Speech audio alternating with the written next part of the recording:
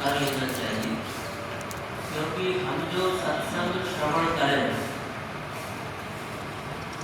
वो श्रवण किया हुआ हमारे शरीर अंतर हृदय में रहे, हम सदैव उसका चिंतन करें और उसको धारण कर सकें। इसके लिए हमें मन और वाणी पवित्र हमारी होनी चाहिए। जब हमारा चित्त निर्मल होता है, जब हमारा चित्त पावन होता है, तब उसमें गहरता है। क्या है, जब हमें कोई भी चीज रखनी है तो उसके लिए पहले स्वयं को खाली होना जरूरी है। जब तक खाली नहीं होगी तब तक भर नहीं सकते। पहले से भरे हुए हैं तो वो जब तक निकलेगा नहीं तब तक कुछ और नहीं कर सकता।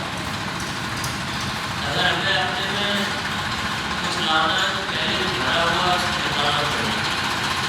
इसकी परंपरा है मन और वाणी को पवित्र करने के लिए पहले भगवान का नाम लिया जाता है। हमारे यहाँ सभी शास्त्रों की ऐसी परंपरा है, सभी पुराणों की ऐसी परंपरा है कि जब उनका प्रारंभ होता है तो उससे पहले भगवान नारायण को, नर को, माता भगवती सरस्वती को और व्यास जी को वंदन किया जाता है, ताकि नर नारायण जैसी एक निष्ठता, उनकी जैसी तपस्वी जीवन से प्रेरणा लेते हुए माता सरस्वती का ध्यान करते हैं, ताकि जो हम श्रवण करें उसे सदैव धारण करके रख सकें। इसलिए आइए बड़ी श्रद्धा और भक्ति के साथ में हम सभी लोग भगवान का पावन नाम लेंगे।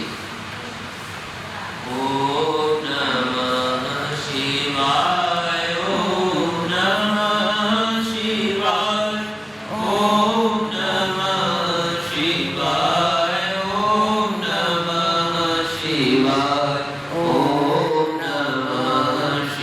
शिवाय, ओम नमः शिवाय, ओम नमः शिवाय, ओम नमः शिवाय, ओम नमः शिवाय, ओम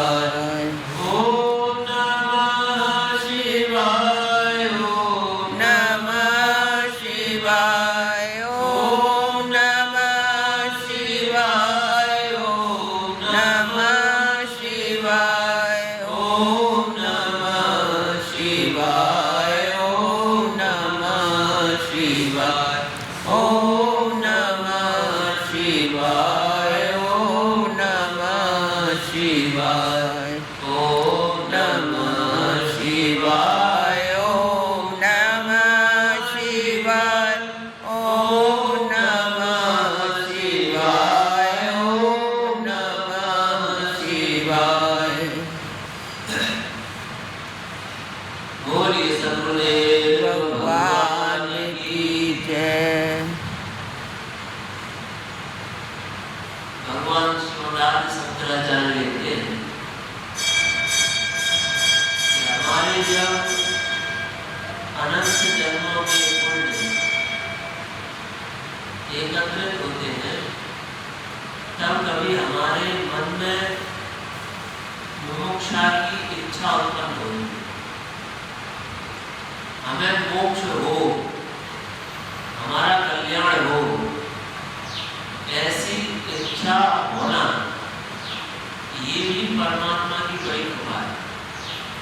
बिना भगवान की कृपा के, बिना सद्गुरु की कृपा के हमारे मन में ऐसी भावना का भी उदय नहीं होता कि हमें मोक्ष हो, मोक्ष की इच्छा भी नहीं। हम जिस प्रकार से संसार में रचे पड़े हैं, जिस प्रकार से संसार में रह रहे हैं, हम उसी में और प्रकार से आगे बढ़ना चाहते हैं अपनी समझ में।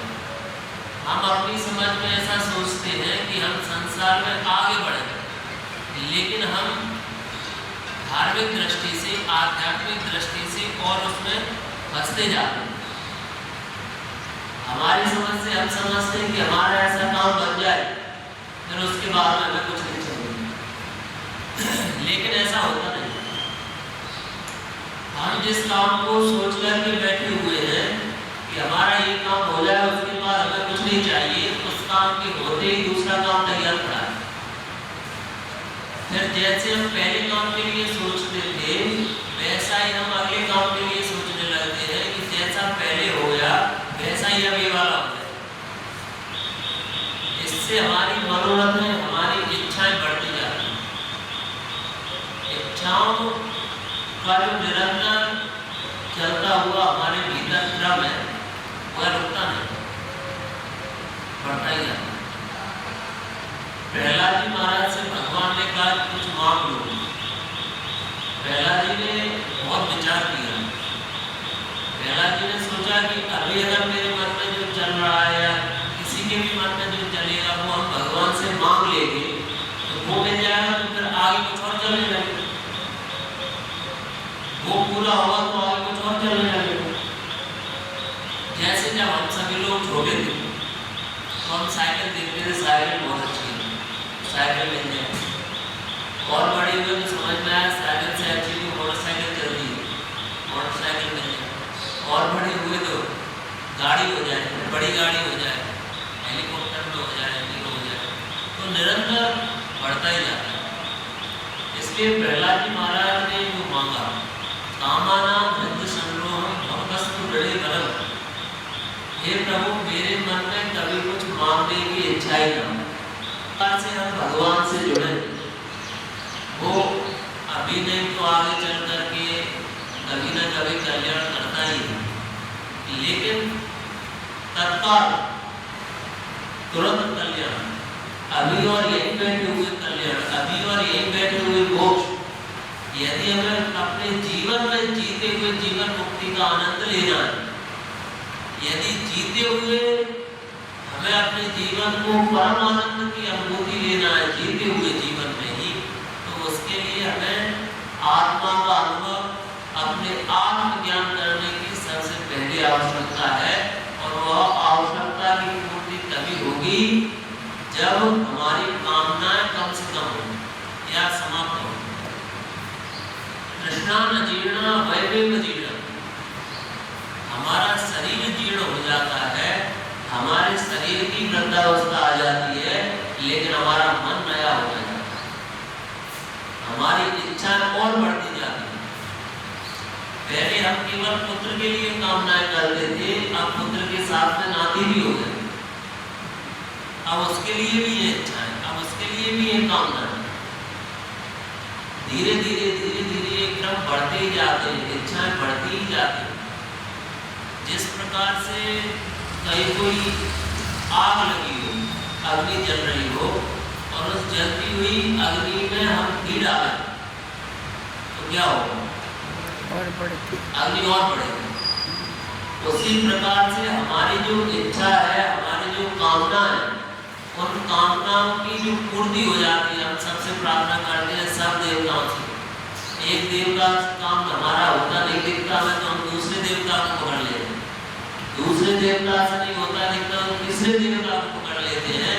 लेकिन ये इच्छाएं और कामनाएं हमारी पूर्ति होगी, प्रारब्ध बस हो भी जाएगी, तो वो कैसी होगी? जैसे अग्नि में हम घी डालते हैं तो और इच्छाएं बढ़ती हैं, उसी प्रकार से जब हमारी इच्छाओं की पूर्ति होती है, कामनाओं की पूर्ति होती है, तो वह अग्नि और बढ़ती है, इच्छा और बढ़ती है। इसलिए उन इच्छाओं को, उन कामनाओं को रोकने का मार्ग भी आत्मज्ञान है। जब हमें आत्मज्ञान हो जाएगा, जब हमें आत्मानुभव हो जाएगा, जब हम स्वयं को जानने लगेंगे, भगवान श्री कृष्ण श्रीमद् भगवद गीता में कहते हैं, प्रजहाति यदा कामान सर्वान् पार्थ मनोगतान् आत्मन्येव आत्मना तुष्टो स्थित प्रज्ञः तदुच्यते। फिर हम अपनी आत्मा में ही संतुष्ट रहना सीख जाएंगे, तब हमारी स्थिति होगी स्थित प्रज्ञ की। जब अर्जुन ने पूछा स्थित प्रज्ञ से का भाषा समाधिस्तस्य केशव, हे केशव समाधि क्या है और स्थित प्रज्ञ किसे कहते हैं?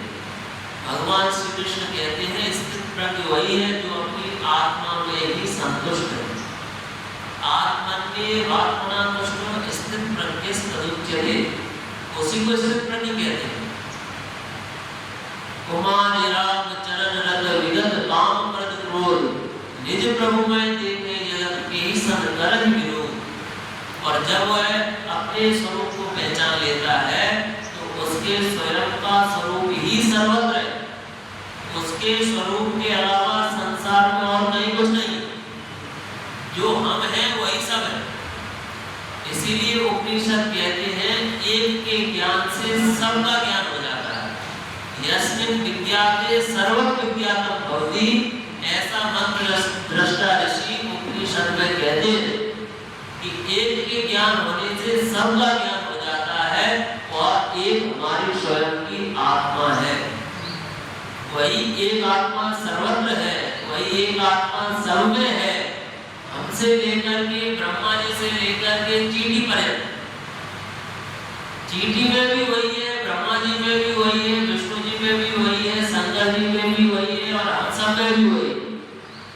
एको वसी सर्वभूतांतरात्मा, वह एक ही है जिसके बस में सब है, एक ही। उस एक को जानने से सबका ज्ञान हो जाता है, फिर कुछ जानना शेष नहीं है।